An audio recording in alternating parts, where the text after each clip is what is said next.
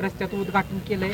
हा रस्ता किती किलोमीटरचा आहे आणि ह्याला निधी किती आलेला आहे? साधारणपणे हा वारीच्या संदर्भामध्ये 20 लाख रुपये निधी यासाठी उपलब्ध झाला होता आणि याचा आता आपल्याला फक्त एक कार्पेट करणे आणि याबाबत 20 लाख रुपयेमध्ये साधारण आपल्याला 2 किलोमीटरची लेंथ आहे, परंतु आपल्या रुंदी आणि याच्यानुसार त्या अधिकारी आणि हा रस्ता क्वालिटीचा व्हावा जेणेकरून जे येणाऱ्या जाणाऱ्या सर्व नागरिकाला त्याचा सुविधा होईल अशा पद्धतीचं क्वालिटीचं काम करण्याचे याबाबत सूचना दिल्यात. हे काम बऱ्याच दिवसापासून त्या ठिकाणी प्रलंबित होतं. आत्ता पावसाच्या आधी हे काम त्या ठिकाणी सुरुवात करण्यात आलं आहे. 20 लाखाचा निधी, एवढा कमी निधी आलाय आणि 2 किलोमीटरचा रस्ता तुम्ही म्हणताय, कसा पूर्ण होणार आहे हा रस्ता? नाही, ह्याच्यात मेंटेनन्स आहे. हा रस्ता काय पूर्ण करायचा नाही. ह्याच्यामधला लेअर फक्त वरचा एक टॉप लेअर टाकायचा आहे, टॉप लेअर.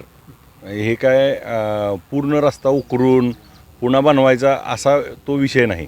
ह्याच्यात मेंटेनन्सचं काम आहे. म्हणजे जेणेकरून जिथं खड्डे पडलेले असतात त्याला एक आपण ह्याचा कार्पेटचा एक हात दिला तर तो रस्ता त्या ठिकाणी पुढं आपल्याला 1 वर्ष अजून चांगला चालतो आणि याला मजबूती करण्यासाठी वेगळा निधी आपण त्या ठिकाणी उपलब्ध करून देऊ, ही तात्पुरती सोय केलेली आहे.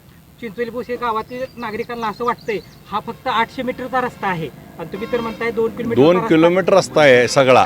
मग हा चिंचोली भोसेचा 2 किलोमीटरचा रस्ता पूर्ण होणार का? नाही, 2 किलोमीटर रस्ता आहे टोटल आपला. त्यातला आत्ता आपल्याला 20 लाख रुपयाचा निधी उपलब्ध झाला आहे. त्याच्यामध्ये आपल्याला मॅक्सिमम आपण लांबी कव्हर करू, उर्वरितसाठी आपल्याला अजून पैसे मिळतील. चिंचोली भोश्यामध्ये अतिक्रमणचा मुद्दा मोठा गाजतो आहे. अनेक वेळा गेले 3-4 वर्ष झालं हा मुद्दा मंगेश पवार घेऊन उभा राहत आहेत.